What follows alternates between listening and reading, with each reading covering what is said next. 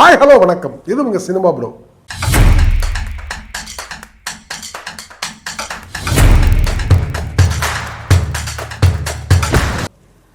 கடந்த எபிசோடில் நாம் வந்து சிவாஜி எம்ஜிஆர் இந்த ரெண்டு மிகப்பெரிய சினிமா திரையங்களுடைய ஒற்றுமையையும் வேற்றுமையையும் பற்றி நாம் பார்த்தோம். அதில் அவங்க ரெண்டு பேர்த்துக்குள்ளே இருந்த அந்த ஒற்றுமையும் வேற்றுமையும் வந்து என்னன்றதை வந்து ஒரு டீட்டெயில் பண்ணப்பட்டுச்சு. இப்போ எம்ஜிஆர் வந்து வில்லனாக நடிச்சிருக்கார் அப்படின்ற ஒரு விஷயத்தோடு நாம் வந்து ஃபஸ்ட்டு எபிசோடை வந்து முடித்தோம்.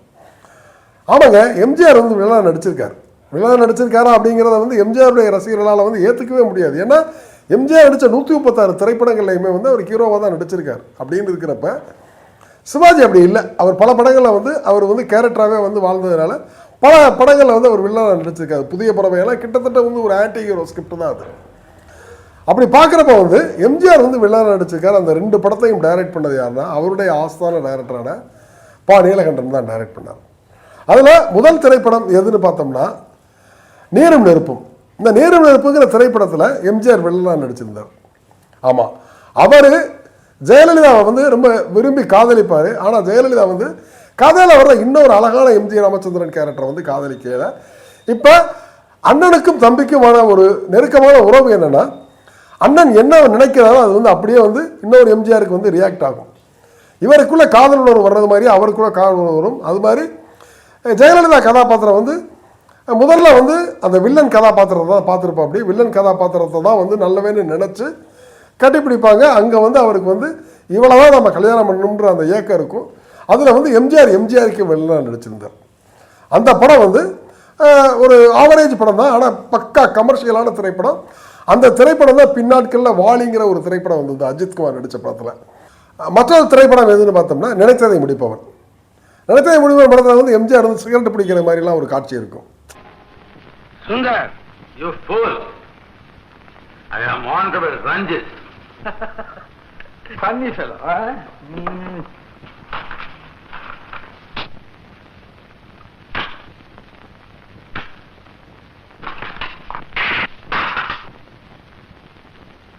சுந்தர், இந்த ரஞ்சித்துக்கு முன்னால எவனுமே சிகரெட் பிடிக்க கூடாது. அண்டர்ஸ்டாண்ட்? எஸ் சுந்தரம், நீ ரஞ்சித்தாவே மாறிட்டேன்னு நான் நம்புறதுக்காக என்னையே அடிக்கணுமா? அவருக்கு வந்து இந்த தண்ணி அடிக்கிறது தம் அடிக்கிறது மாதிரி கேரக்டர்கள்லாம் பண்ணால் வந்து அது டைரக்டர்கிட்ட ரொம்ப கேர்ஃபுல்லாக சொல்லிடுவார். தன்னுடைய கதாபாத்திரம் அப்படின்னா தண்ணி அடிக்கக்கூடாது. அப்படியே அடித்தாலும் அந்த கேரக்டர் வந்து தன்னிலை மறந்து அவரை வந்து யாரோ ஒருத்தர் வந்து இயக்குறதுனால வந்து நடந்ததாக இருக்கும் அப்படிங்கிறதா இருக்கும்.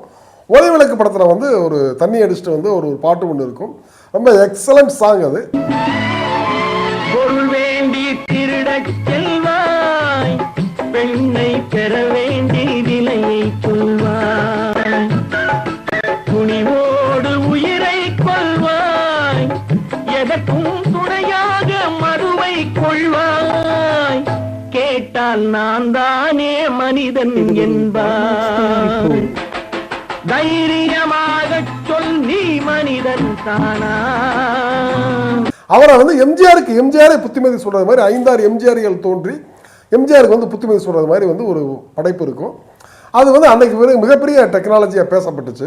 இப்படி எம்ஜிஆரும் சிவாஜியும் வந்து பல விஷயங்களில் வந்து வேறுபட்டாலும் வந்து அவங்களுக்குள்ளே வந்து இருந்த அந்த ஆழமான நட்பும் அண்ணன் தம்பிங்கிற உறவும் வந்து எல்லா காலத்திலையுமே இருந்திருக்கு. அது எந்த அளவுக்குனா வந்து பார்த்தீங்கன்னா கர்ணன் திரைப்படமும் வேட்டைக்காரன் திரைப்படமும் வந்து சமகாலத்தில் ஒன்றா ரிலீஸ் ஆன திரைப்படங்கள். கர்ணன் வந்து என்னென்னா ஒரு பெரிய பட்ஜெட்டில் அன்றைக்கே வந்து 30 லட்ச ரூபா பட்ஜெட்டில் எடுக்கப்பட்ட படம். இன்றைய பட்ஜெட்டில் நாம் கம்பேர் பண்ணோம்னா ஒரு 300 கோடிக்கு சமம்.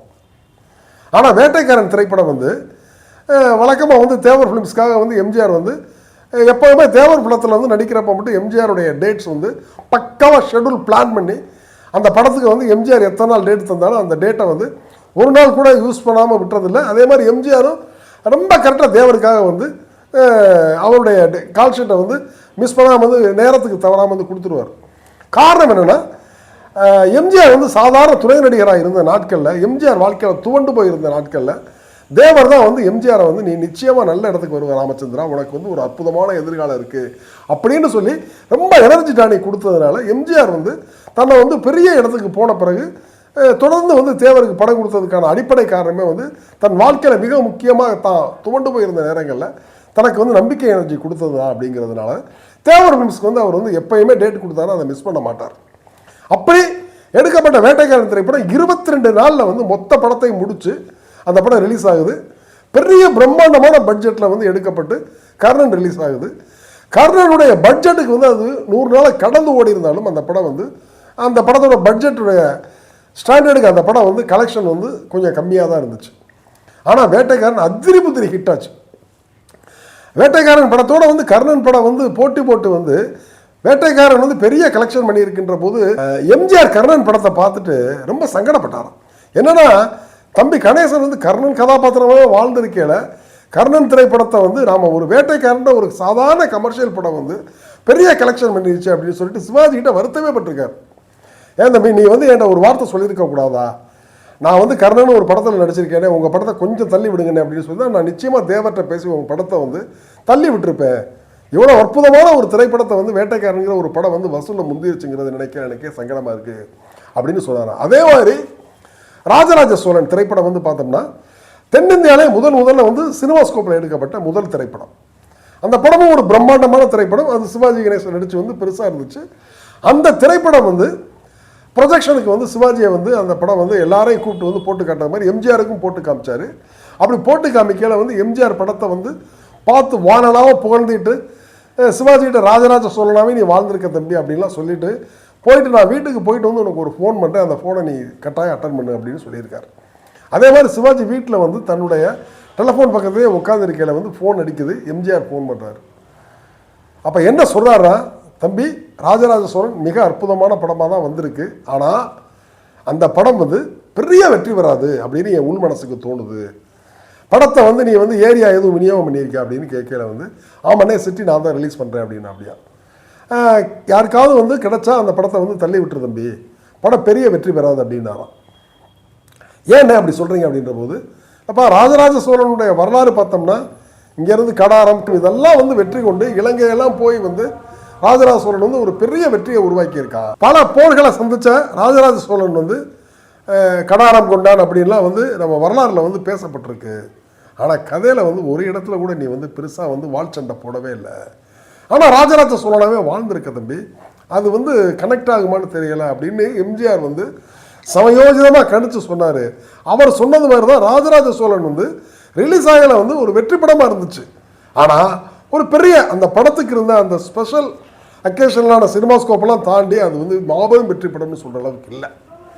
சிவாஜிக்கும் எம்ஜிஆருக்கும் ஒரு அற்புதமான உடன்பாடும் முரண்பாடும் நிறைய இருந்திருக்கு.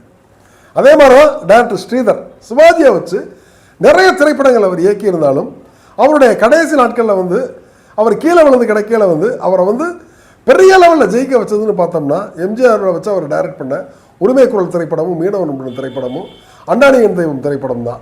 அண்ணாணியின் தெய்வம் திரைப்படம் வந்து ஒரு கட்டத்தில் வந்து பாதியில் நின்று போய் எம்ஜிஆர் முதலமைச்சர் ஆகிட்டார். அதை வந்து இயக்குனர் கே பாக்யராஜ் வந்து திரைக்கதையால் வந்து அழகு பண்ணி அந்த படத்தை வந்து அவசர போலீஸ் டூருங்கிற பேரை ரிலீஸ் பண்ணியிருந்தார். இப்படி எம்ஜிஆருக்கும் சிவாஜிக்கும் ஒரு அற்புதமான உறவு முறை இருந்தது. தன்னுடைய வாழ்நாளில் 136 திரைப்படங்கள் நடிச்சிருந்த எம்ஜிஆரும் சரி, 250க்கு மேலே திரைப்படங்கள் நடிச்சிருந்த சிவாஜியும் சரி, ஒரு அண்ணன் தம்பி உறவோடவே வாழ்ந்தாங்க.